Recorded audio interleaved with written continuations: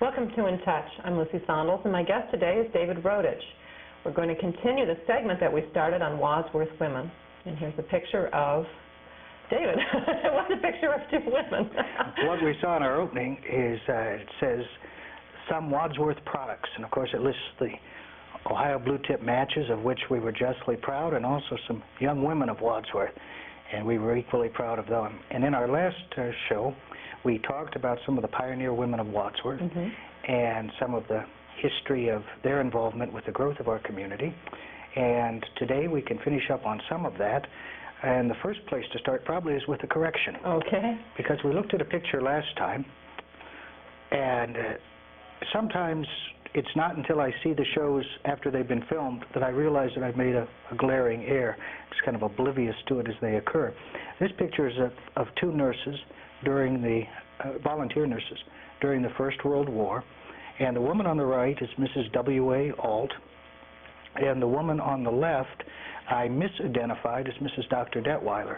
But in fact, I'm sorry, I misidentified her as Mrs. Dr. Wise. She is, in fact, Mrs. Dr. Detweiler, the former Martha Mills. And to clear that up, that is a picture of Millie Nicely. And Millie Nicely was Mrs. Dr. Wise. And for some who may not have seen our last show and may be confused by those titles, as we explained at that time, it was customary in the 1800s and the early part of this century for women to be known by the professional title of her husband, such as Mrs. Doctor or Mrs. Professor. And women at that time, although they played a very important role, were not really, did not have an identity of their own, and were not even known by their first names. It's interesting that in the Historical Directory of Wadsworth in 1894, one of the things that they include in there is a list of the people who had lived past God's edict. In other words, people who had lived past 70 years of age, and they listed all the men and women in the township who had attained more than 70 years. There are 21 women listed, but only 10 of them are listed by their first names. All the rest of them, even after having attained that milestone in their life, they were still known by their husband's name. And as we saw in some of the cemetery records the last time we were together, many of them were buried under that name, even as far as the death certificate and the cemetery records. Which makes it quite difficult for an historian such as yourself to trace these women. It makes it very difficult to do such things. The first settler here in the center of Wadsworth was Judge Frederick Brown. But while he was important as far as the governing of early Wadsworth Township, his wife, Chloe Pettibone Brown, was equally important in the community, because it was under her influence that the first lending library in Wadsworth, the Female Library Association that we discussed previously, was begun in 1824. And also she had brought with her from her Connecticut home a chest of medicines and herbs. And anytime anyone in the surrounding area became ill, they would go to Aunt Chloe, and she would mix up a potion of medicines and herbs to help cure them. And she was very much respected in that regard in early Wadsworth. And there was a need for medicine, particularly in the care of the young. And when we talked about the different hardships experienced by the women in those days, the troubles of coming to a wilderness home far from family and friends in the East, setting up housekeeping in a rude log cabin, having to make clothes as well as clean them, cleaning the game and the fowl that were caught by the hunters, and preparing it for dinner, keeping the cabin clean, raising the children, giving birth to the children, and also helping out in the fields. And another tragedy that they experienced, I don't know how well we can see this, but this is the 1878 history of the, I should have brought a better copy, of the Woodlawn Cemetery here in Wadsworth. Yeah, I'll show the front cover here. And you could see by the names in there, if you were able to see it more closely, but you'll see many of the names repeating, names of children, and you'll notice that the ages after them are 1 year, or 2 years, or 5 years old. And it was not unusual for a mother to lose 3 or 4 children at one time, particularly during the different epidemics like the erysipelas epidemic in the 1840s, which in many families took several children at one time with them. You know, I've noticed in cemeteries that they often name other children after a child that has already died. They evidently didn't feel that it held a bad omen or anything for them. They liked the name or... No, and this was particularly true if the child was named after a well-known ancestor, a respected ancestor. They'd want to continue that name on. Or if they had grown particularly attached to the child and lost it at an early age, they would want that to be remembered. In fact, in my own family, my grandmother's eldest sister died when she was 2 years old, and another child, a girl child, was born, and the parents gave the child a different name. The oldest girl's name was Mary, and the next girl's name was Mildred, but when they went to have the child christened, the parish pastor had been so fond of this little girl who had died that he'd refused to record her under the new name, and in fact recorded her under her dead sister's name in the church records. So there are a lot of things like that that today, I guess, are unthinkable to us, or that we just can't understand. And of course, anyone, they say the worst grief that a parent can experience is the loss of a child. But here we look at many families. It was common for them to lose quite a number of children. Not that it meant any less to them, of course, but just that it was part of the hardships that they had to endure. Well, on to some pictures now? Yes, yes. When we talked before about music in Wadsworth, and we said that we had had a town band since the 1840s, and though the long-lasting town band was formed in the 1880s, but women were not admitted to this until 1939 for the first time. Now, this is a picture of Bert Franks and the first Wadsworth High School band in 1907 out on the grounds of the old Normal College. But you'll notice, if you could look through the crowd, that there are no girls included in that group. But at the same time, he founded a school orchestra. Okay, do a quick switch here. And this is a picture of the school orchestra, and they did allow 4 women into that. Now, of course, today we have probably just as many girls in our school band as we do boys. The next picture we look at is the woodwind section of the Wadsworth High School band in 1944. And seated we have Beatrice Birkbeck and Marilyn Daniels and Mildred Farr and Barbara Simpson. And in the back row, Mary Ann Kuhn and Becky Opplinger and Joan Snyder and Beatrice Hartzell. And they had gathered together at that time. The reason for the photograph was that they were doing a special, I guess solo isn't the right part, but a special sectional presentation at one of the concerts that were given. Okay. You got all those names? And Wadsworth was, women were early in Wadsworth sports also. This is a picture of the Wadsworth High School basketball team in 1920. There's a basketball team even now. And if you look at the uniforms, it's hard to imagine that they could even shoot with getting around there with all that material in there. Well, they had the long bloomers and leggings. And you have to imagine, too, that the girls who played on teams like that, that was considered very daring in those days because women just did not do such things. This picture is perhaps a bit out of order. I mentioned that the women were not in the first town band, but this is a picture of the Mandolin and Guitar Club just after the Opera House opened in 1895, and they're seated on the stage of the Opera House. But I guess it was perhaps because they were a more genteel organization. Perhaps they didn't feel that women ought to be marching about and riding on the bandwagon from town to town. The Mandolin and Guitar Club. In fact, that was one of the ways that the Wadsworth Band, through its existence, raised funds to finance the organization, was to travel around and do engagements outside of the Wadsworth area. They'd play for different festivals or family reunions or funerals or whatever came along their way, and they charged for this. They were paid, and that helped to buy music and the uniforms, and also the band members received compensation. Now, we had talked previously also about the importance of women during wartime, and though they didn't serve actively in the armed forces, they did participate on the home front. This is a picture of the Wadsworth Red Cross on Decoration Day in 1917. You can see they've got their headquarters in the background. This would have been during one of the rallies to raise money for the Red Cross war effort. And from the left, you have Nellie Harder, who we've talked about so often, and Helen Dakin-Fithian, and Ruth Overholt Henderson, and Ruth Simmons Hollinger, and Cora Young, who was actually one of the leading members of the group, and Nancy Bullock Dobbs, and Ruth Deschler Mosier, and Imogene Furry Cassidy, and Leora Young Anderson, who actually founded the group, and Mabel Nellis, and Ethel Goss. And I believe Ruth Mosier is the only member of that group still living. And on the right is Dr. F. Walter Boyer. I have to say that because it's interesting. Anytime I go around town and I mention Dr. Boyer, people to this day who remember him say, "You mean Dr. F. Walter Boyer." His wife was very particular about that distinction. Dr. Boyer was a dentist, and I'd be surprised if he ever filled a tooth. But he was very involved in the Wadsworth Salt Company and also the activities of the First National Bank.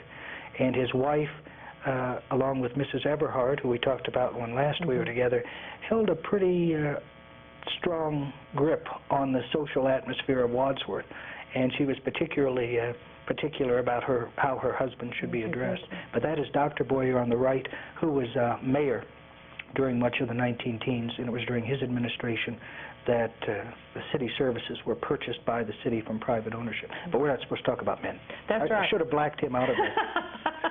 Now, we looked before at pictures of young women at the turn of the century working in the Wadsworth Salt Company, and I pointed out that while at that time they were not generally in the office staff, those positions were filled by men, they did work in the factory. Now, this picture, just at the outset of World War II, is an Ohio Injector Company picnic. And the gentlemen in the back row were actually the employees of the Injector Company who were being recognized at the time by Executive Vice President Irvin Young for their outstanding years of service. But recognizing that behind every good man, or in this case in front of, are their wives who were also presented with a token of esteem from the company and a bouquet of roses at that time. Well, that was a nice gesture. The Ohio companies during those years operated very much like family, and that was of course before the days of workman's compensation and sick benefits and all the things that go so often with factory work today. So they had to work very much as a family to take care of these things. And some women did remain on the home front. This picture here is of, we've talked before during one of our Memorial Day shows about the Blue Star mothers, and that you would get a flag like this with one blue star for each child that you had in the armed forces. And in this case, you can see that there are 4 blue stars. The woman on the left is Mrs. S.F. Kassler, and on the right is Mrs. Peter Belinovich, who is her mother. And Mrs. Belinovich had 7 sons and 4 daughters in her family, 4 sons who were serving at that time in the Second World War, and had 2 more sons who were preparing to go off as this photograph was taken. So they had 6 sons in one family who were fighting for our country, and their sister, Mrs. Kassler, displayed this in her window in recognition of the service of her brothers in that war. Now, by this time, we did have women in the office force, especially when many of the men went off to war. And this is Della Yoder White, who for many years was part of the office staff of the Ohio Match Company. And here she's demonstrating one of the products that the Match Company had developed under special contract with the military, a type of match that could be used in the tropics that would still light, and she's showing it being submerged in a beaker of water to show that it would still light. And Mrs. White is still very active in Wadsworth and involved in senior citizens activities and so forth, but she was for a long time identified with the Ohio Match Company. She's a great friend of the library. Yes, she is. Still, like I say, a very active and hard-working person. And even the young girls in Wadsworth got behind the war effort. This is a group, these are 2 Girl Scouts. You have Mary Ellen Overholt and Elizabeth Poland, and they're collecting a can of kitchen waste grease for Mrs. Herbert Anderson, who was one of the Girl Scout officials at that time. And this picture was taken to publicize the efforts of the Girl Scouts to collect this waste grease, which was used in the making of glycerin for aerial bombs.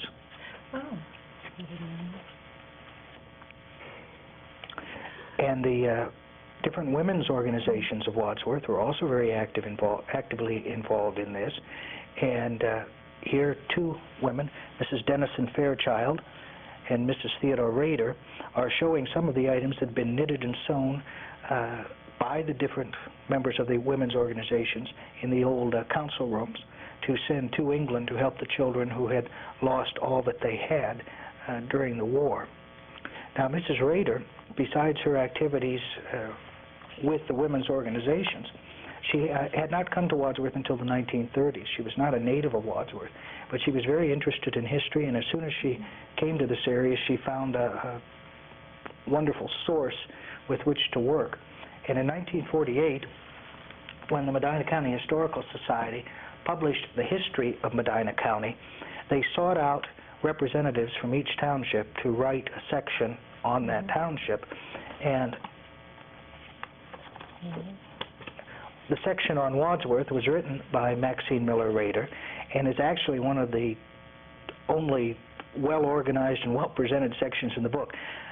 The history, as you can see, it's rather sizable. It's thick, but it has no index. Oh. And, in fact, the section on Medina, where they list all the soldiers of World War II, the veterans, which goes on page after page, is not put in any type of order. And Mrs. Rader, it is through her that we have one of our most complete lists of World War II servicemen. After that, she wrote for a number of years for the Akron Beacon Journal and was a very well-respected columnist in that paper. And this picture, of course, is of Eleanor Shapiro, who we've talked about before. Mrs. Shapiro came to Wadsworth in the 1930s as an English teacher and became head of the English department. And it was through her efforts that the book Wadsworth Center to City was published by the class of 1938. And Mrs. Shapiro is seen at that time in front of stacks of that book, Wadsworth Center to City, the cost of which was underwritten, incidentally, by Nellie Harder. But Mrs. Shapiro is best remembered by the present generation for her authorship of Wadsworth Heritage,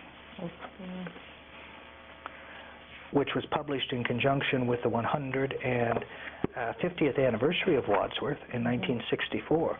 And it's an authoritative work on the history, and is a constant source of reference for myself and others who want an easy reading but accurate history. And this does have an index. This does have an index.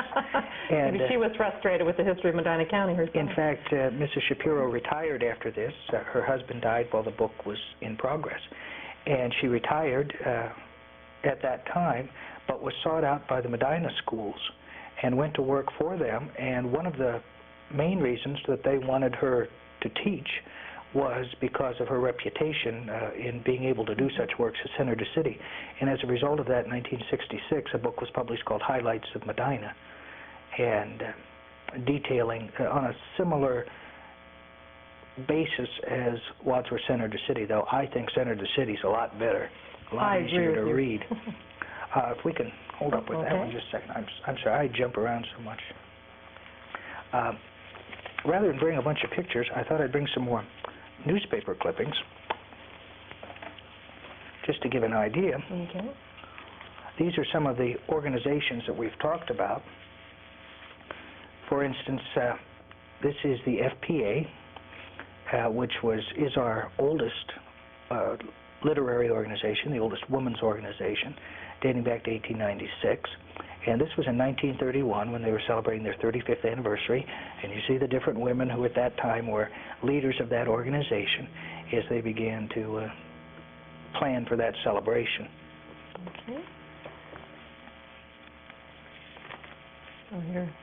And by this time we've moved up to 1946, and the FPA is celebrating their 50th anniversary. And it's on the left is Mrs. Helen Gilbert, who will be remembered as a longtime Wadsworth school teacher, still living in her home on Highland Avenue, and on the right is Mrs. Barrett. And we've talked before about the work that the women, particularly with the FPA and the Federation of Women's Club, did to help us establish a library here in Wadsworth. And I think we take the library for granted, because I know there are times when I've shown up there and maybe I'm 5 minutes past closing, and I'm disgusted because I'm late, and boy, I can't get my book right when I want it. But there were many times after the library was established that they had to close for lack of funds. And there were sometimes months at a time when the library just had to shut its doors simply because it didn't have the money to operate. And I hope that doesn't happen now. Exactly. And I know that the library is of special interest to you as its newest board member.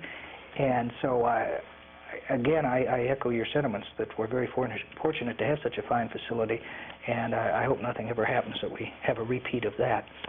And as part of their 50th anniversary celebration, the FPA put on a play, and you see the different women dressed up in old-style costumes for that. And the lady right in the center, which shouldn't surprise us from what I said previously, with the black garb on, is Mrs. Dr. F. Walter Boyer. Should be very pleased to hear you pronounce that correctly. On the right, you have, I can't see everybody over there, but that's Carrie Geisinger, who was well known in Wadsworth.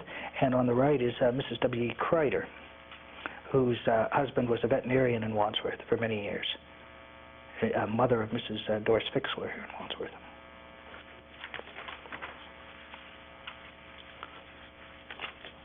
Now, Wadsworth now has 4 different garden clubs functioning, but this is the older garden club working on the Broad Street Park. They took that under their wing after the bandstand had been raised and the statue and Battleship Maine monument moved to the cemetery. It was left pretty barren. And this group stepped in and began plans immediately to plant flowers and shrubbery and to really upgrade the place. And this group is at work at that time. And this is another organization that was established in 1946, the Grandmothers Club. And these are women, of course, who had associations with World War II. And they still ride in the Blue Tip Festival? They still do, yes. But that was at their organizational meeting. Were these pictures given to you, these papers given to you? Or did you just luck into the papers and find these? Most of them actually came, some of the ones that were mounted came from the scrapbooks of Laura Coppice Prince, whose husband Yulee Prince was a longtime hardware merchant, and Mrs. Prince was well known for her church activities and club activities here in Wadsworth. And they came from her. The loose papers came primarily from ones given to me by Nellie Harder. And this is just one I think I saved myself, but it's getting a little frayed around the edges. This is Della Freeborn on the left, who is, as it says at the top, was nearly 96. She was the oldest in age of the members of the club, the garden club. On the right is Mrs. Les Baker, Arlene Baker, who's pinning a corsage on her in recognition of her many years of membership in that organization. I didn't mean to get you off the track there, but I was curious. Please do, please do. Now, we talked about the fact that in the early years particularly, for a woman to go to work, about the only job open to her was school teaching. And that as soon as she married, she was required to give up that job of teaching. And at the opposite end of the spectrum, if a woman lost a husband, if the husband died, or as we saw in the case of Anna King last month, disappeared, they were lost without knowing what to do. One such woman was Alice Vanderhoof from Wadsworth. Her father, Preston Vanderhoof, had been a marshal of Wadsworth in the 1800s, and she married, and her husband died, and they were living to the west, I believe in Illinois, but they were living to the west of us, and she was left a widow at a very young age and returned to her hometown of Wadsworth and really didn't know what to do. And the library had just been established at that time, and she accepted the job as librarian. So that was one acceptable job for a widowed woman to do. That and millinery work, the making of hats and that type of thing. That was acceptable. Now, shortly after that, another Wadsworth woman, Teresa Auk, lost her husband, who was a banker and very well-respected citizen, died at a young age. And Mrs. Auk also was faced with not only need for a source of income, but some type of way to occupy her time. So she became Mrs. Woodard's assistant at the library. And she served for 22 years, as you can see, until 1949. Mrs. Woodard continued at the library until 1959, after the new library was built. Okay. Moving right along here. Yes, yes. Another organization. Now, this is Art and History, and they were celebrating their 64th anniversary at that time, and they were just gathering to, I guess, make plans for that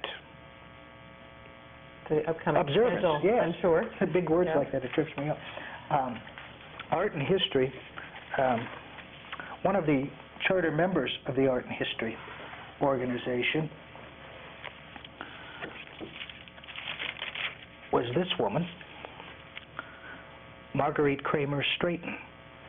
And she was the daughter of Dr. Ellis Kramer, who was a mayor of Wadsworth before the turn of the century, and was a school teacher, but quit teaching when she married Dave Straighton, Jr., but continued to be very active in different organizations. Mr. Straighton was a veteran of the First World War, and after the American Legion was organized in Wadsworth at the close of the war, Mrs. Straighton was active in that organization auxiliary and was fundamental in the establishment of Americanization classes, because at that time we had a large influx of immigrants coming from foreign countries at the close of World War at the close of World War I. And they began Americanization classes under the auspices of the American Legion to help these people assimilate into the communities, to help them learn the language and the customs here, and so that their transition to our way of life would be easier for them and for their children. Mrs. Straighton, as I say, was also a charter member of the Art and History, and she was also a member of the FPA. And in 1976, the Art and History, in honor of the bicentennial of our country, gave this rendering of the churches of Wadsworth, which was done by Dale Lawrence, and Mrs. Straighton is posing with it at that time as the organization's senior member as far as membership is concerned. And that back here? That was presented to the library. Mrs. Straighton was a poet also. That's right. She had some works, I know, published. She had some published. She lost her husband rather suddenly. He had been ill, but it was still a very traumatic experience for her. And she began to put a lot of her thoughts and emotions into writing. A lot of the earlier works dealt with the sorrow that she felt at his loss. But then she began to write on a number of different subjects, and also would write ones for special occasions or events like the anniversary of an organization. And her first little booklet to be published was Thoughts for the Thoughtful. I'll just kind of whip through these here. Oh, that's pretty. They're rather attractively printed. Yeah. Followed by Thought for the Thoughtful, too. Son of thoughtful. She took great pride in these. This is and done very similarly to the first one. It pleased her very much when she was no longer able to read well, that people who had read her poetry would come and recite back her poetry to her, and that touched her. She also wrote a little booklet called The Story, which is the story of Christ told in the first person.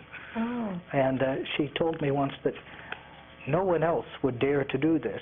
You know, I think she did this as her program for Art and History class. It was a presentation, I think, at one time. After, when Mrs. Straighton was placed in a nursing home, it was necessary for possessions to be sold. And I tried to buy as much as I could that pertained to Wadsworth history, things that she had not given me previous to her illness. But apparently there was one box of her booklets of poems, her manuscripts, that got sold and had turned up at a flea market, I think in Hartville. And a man named James Walker, who's a school teacher, bought these and became interested in the story of Mrs. Straighton and made her acquaintance before she died, and took some of these manuscripts that he had found and had those published into another little booklets simply called Selected Poems. I think they had this in the Beacon Journal. Yes, they did do a special Beacon magazine article really concerning that. Now, we have had quite a number of Wadsworth authors besides the ones that we've talked about, but you may be familiar with the Ohioana Library, which was established by a former governor's wife in Ohio in order to assemble all of the works of Ohio authors. And the Medina County chapter of the Ohioana Library was organized just 60 years ago last month, at our Wadsworth Library. And this group of women got together and tried to seek out as many books from Medina County as they could that were written by local authors. And then these were then contributed to the library in Columbus, which still exists. Okay. We have a bit of a time problem here, so how about if I just flip these up pretty quickly and we can take a look at them? We talked about people who went into different types of things, like working in the library. Mrs. Ross Trump, after her husband's death, turned their home on High Street across from the medical center into the Colonial Inn, where luncheons were served to ladies' organizations or for special occasions like showers. Another woman who might be, now come on, you said fast. Another woman who might be remembered is Miss Lucille Agar from Sharon Center, and I love the hat. And she was a professional lightning saleswoman. Lightning rod, I hope. In fact, or you mean a quick sale. When I was a little boy, she sold us some for our house. So there were different ways that women were able to make a living. Now, this is another organization called the Wadsworth Mother Singers, which appeared on parade in the Sesquicentennial Parade in 1964. Oh my God! That's why they're wearing the costumes, because of that. Okay, well, that one we've already we've seen that. I showed you the wrong thing. Well, if we don't have time, I guess we'll have to save all these. Well, we need to do this one. All right. What I was going to point out were the evolution of beauty contests through Wadsworth through the years. We don't have time for the others, but this is the 1964 Sesquicentennial Promenade, where the Queen, Charlene Severance, was being escorted around the floor, and joining them was Esther Melvin Daniels, who was the Queen of the 125th anniversary celebration in 1939, and she looks good enough to be Queen right there, and she still does today. Absolutely. And of course she's escorted by her husband, Dr. Daniels, who was mayor of Wadsworth also. Well, I still want to go through these beauty queens here. Just because we're going quickly doesn't mean we have to eliminate anybody here. I can't live with you. This is just a paper from 1939 showing the contestants. Unfortunately, I should have bought a better copy of that. Women folded in half here. They were among the finalists for the contest. And you have Gertrude Gleider and Isla Jean Critchbaum and Gertrude Weinsheimer and Molly Drobnik on there. But that was for the anniversary celebration in 1964. They're still they're beauties. There'd be beauties now. Okay. Did you want to close with something specific? Well. Now what, huh? Boy, oh boy, what you do to me. All right. Women of Wadsworth, and I'm taking over. This we'll save for another time. A couple things. We made a correction at the beginning. We can add this. This is just a little thing. It's actually from February. We didn't use it on an earlier show, but I pointed this out to you at the close of that show. Right. It was a spaghetti dinner that was to be held at the Sacred Heart Church, but the reason I brought it was because it said that the church was at the cafeteria located on the corner of Broad and Humboldt with a D in there. You found now, to half the audience, that probably doesn't make any sense at all. Also, we closed at the end of our last show with a salute to J. William Stonier at the time of Carl Dudley's retirement. I should point out that Stonier's had the first color advertisement in a paper in Wadsworth. Now, previous to this time, the J.C. Whitlam Manufacturing Company had an advertisement that had simply a red border around it. But this paper from December of 1938, it was a Christmas sale, was unusual because they used the gold or yellow coloring to offset the gold jewelry, and it was the first time something like that had been done in a Wadsworth paper. Well, I hope many Wadsworth women got Wadsworth jewelry that Christmas. And for those of you who want to rush us men, this will put you back in your place. This is a typical pose from the turn of the century. It's Mr. and Mrs. Mike Latch. I'm done. You're done. Oh, I have to. Oh. We'll have to pose like that. See, I let you sit down. Thank you, David. Thank you. And thank you for watching In Touch. We'll be back.